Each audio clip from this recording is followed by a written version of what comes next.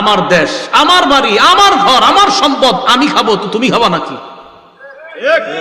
দখলদারি করে আসছে, কয় গাজা ছেড়ে দাও এত ঘন্টার মধ্যে, মানে আমার ঘর ছেড়ে দিব, তোমার কথায় কে এটা? কিন্তু আপনারা লেখালেখি করেন না যে হুজুর মনে হয় নত হয়ে যাবে না, রাসূল বলছে অসম্ভব, কিয়ামত পর্যন্ত একটা দল নত হবে না, নবী বলে দিয়েছে।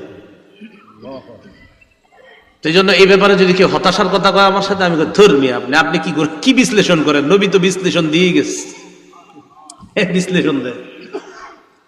তো বলছিলাম বাইতুল মুকাদ্দাস বিজয় হবে কিয়ামতের আগে, এটা বিজয় হওয়াটা এটা কিয়ামতের একটা আলামত হবে। বাইতুল মুকাদ্দাস বিজয় হয়ে গেছে, রাসূলের ইন্তেকাল কিয়ামতের আলামত, রাসূলের আগমন কিয়ামতের আলামত, বাইতুল মুকাদ্দাস বিজয় হওয়া এটাও মুসলমানদের চূড়ান্ত বিজয় আল্লাহ দান করবেন। আমরা সে অপেক্ষা আছি যে আল্লাহ যেন অতি দ্রুত বাইতুল মুকাদ্দাস মুসলমানদের অধীনেই করে দেয়।